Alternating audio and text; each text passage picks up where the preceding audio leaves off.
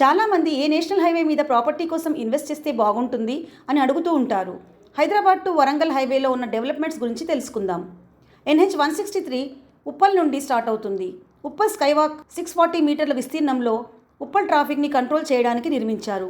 ఇది హైదరాబాద్లోనే ప్రత్యేక ఆకర్షణగా నిలిచింది. ఉప్పల్ నుండి CPRIకి అనుసంధానం చేస్తూ Uppal elevator corridor 6.2 కిలోమీటర్లతో PVNRI express highway తర్వాత హైదరాబాద్లోనే 2వ స్థానంలో ఉండి త్వరలో పూర్తి కాబోతుంది. ఉప్పల్కి 8 కిలోమీటర్ల దూరంలో నేషనల్ హైవేలో భాగ్యనగర్ నందనవనం అనే డీర్ పార్క్ నిర్మించారు.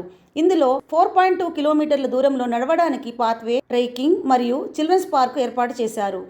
చుట్టుపక్కల ఉన్న IT ఉద్యోగులకు వీకెండ్లలో ఎంతో ఆహ్లాదకరంగా ఈ పార్క్ ఉంటుంది.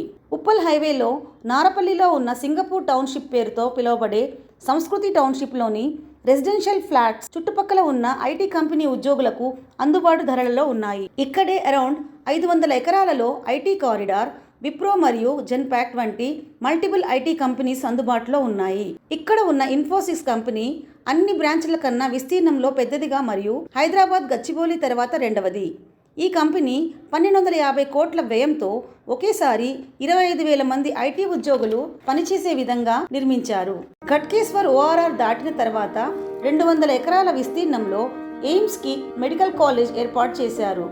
ఇందులో 14 టవర్స్ రాబోతున్నాయి. ఈ వరంగల్ హైవేలో లాజిస్టిక్ పార్క్ మరియు డ్రై పోర్ట్ కూడా నిర్మాణంలో ఉండి రాబోయే కాలంలో ఎన్నో వేల మందికి ఉపాధి అవకాశాలు కల్పించబోతున్నాయి. వరంగల్ హైవేలోని ఎన్నో చారిత్రక కట్టడాలు కొండమడు శ్రీ వేణుగోపాల స్వామి ఆలయము, కొలనుపాక జైన దేవాలయం, యాదాద్రి నరసింహస్వామి ఆలయం, ఉప్పల్ నుండి మెట్రో సదుపాయం కూడా ప్రభుత్వం కల్పించబోతుంది.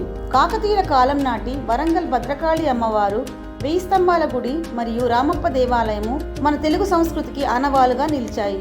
పారిశ్రామికంగా మరియు IT రంగాలలో అత్యాధునిక సదుపాయాలతో రియల్ ఎస్టేట్ రంగాలలో హైదరాబాద్ తర్వాత 2వ స్మార్ట్ సిటీగా ఈ వరంగల్ మారబోతుంది.